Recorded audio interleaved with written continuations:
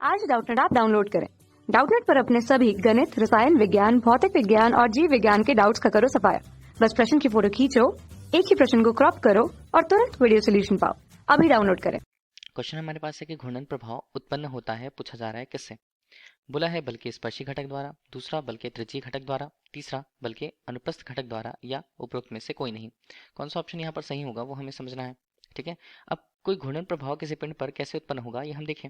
तो पिंड मान लीजिए हमने कुछ इस तरह से ले रखा। ठीक है, ये हमारे पास एक पिंड होता है। पिंड को हम मानते हैं बहुत सारे कणों से मिलकर बना हुआ होगा।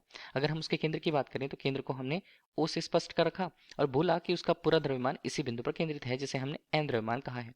ठीक है, अगर हम किसी स्थिति के सापेक्ष देखें तो देखिए हमारे पास x और y एक्सिस हम ले लेते हैं यहाँ पर, जिसमें अगर हमने केंद्र बिंदु को कहा तो केंद्र बिंदु को हमने यहाँ पर o डैश के रूप में स्पष्ट कर रखा। ये हमारे पास x अक्ष होता है और ये हमारे पास y अक्ष होता है। ठीक है, अब देखिए अक्ष के अनुसार हम उसकी स्थिति बता सकते हैं।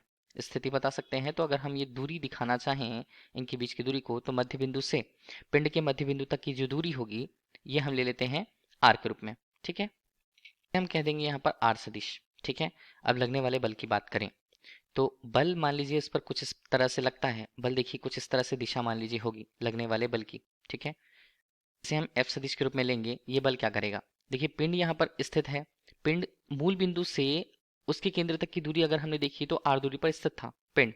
ठीक है, अब इसे अगर हमें घुमाना है या उसमें घूर्णन प्रभाव देना है हमें, देखिए अगर हम क्या करते हैं, जितनी दूरी है अगर हम बिंदु ओ डैश या मूल बिंदु के सापेक्ष हम देख रहे हैं उस पिंड की स्थिति को। ठीक है, मूल बिंदु यहाँ पर है, उसके सापेक्ष अगर हम देख रहे हैं पिंड की स्थिति को तो वो गति करती है। तो हम ये कह सकते थे कि मान लीजिए अगर वो गति कर रही है, ठीक है, तो या तो वो y अक्ष की दिशा की तरफ गति करती या x अक्ष की दिशा की तरफ गति करती।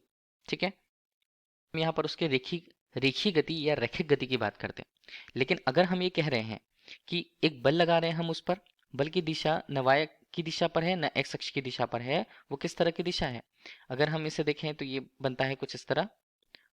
इसके दो घटक बनते हैं। ठीक है, एक घटक बनेगा जो उसके त्रिज्यीय केंद्र की ओर होगा या केंद्र से होकर जाती हुई दिखेगी, और एक केंद्र के लंबवत होगी, मतलब केंद्र की दूरी से लंबवत होगी वो। ठीक है, तो इसके दो घटक बन सकते हैं एफ के। अगर हम इसका कोण बनाएं मूल रेखा से तो यहाँ पर इस लगने वाले बल के दो घटक बनते हैं।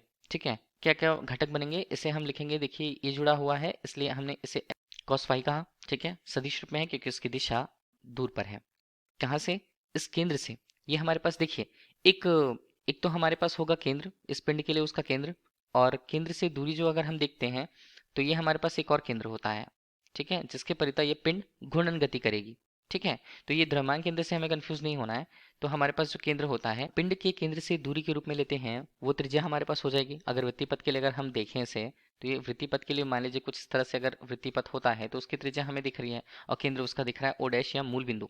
तो F cos theta, F cos phi यहाँ पर बनता है उसका क्या घटक, त्रिज्यीय घटक। त्रिज्यीय घटक है लेकिन वो बाहर की ओर है, तो इसे हम अभी फिलहाल लिख लेते हैं ये बल का त्रिज्यीय घटक होता है। तो त्रिज्यीय घटक तो उसे बाहर की ओर ले जाने की कोशिश करेगा, जबकि अगर हम यहाँ पर बात करें दूसरे घटक की तो ये हमारे पास बनता है एफ डैश साइन फाई के रूप में, और यही घटक जिसे हम अनुप्रस्थ घटक कहेंगे। ठीक है, या हम उसे कहते हैं लेटरल कंपोनेंट बल का।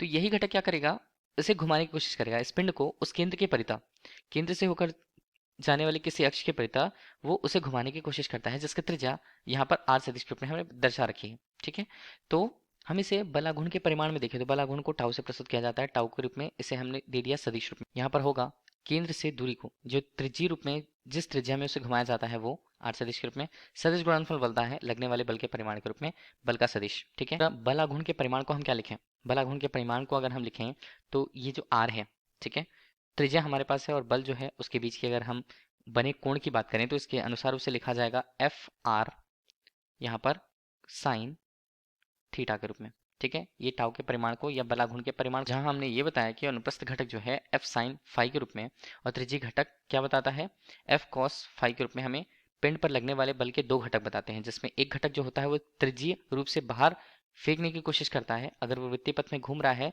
तो उसे स्पर्श रेखीय रूप में अगर हम देखें तो बल का जो अनुप्रस्थ घटक होता है उसे घुमाने की कोशिश करता है। ठीक है, तो हमारे पास बल का जो अनुप्रस्थ घटक होगा वही हमें घूर्णन प्रभाव के लिए इस पिंड को प्रेरित करेगा। तो ठीक है, हमारे पास इसका आंसर क्या आता है, विकल्प सी।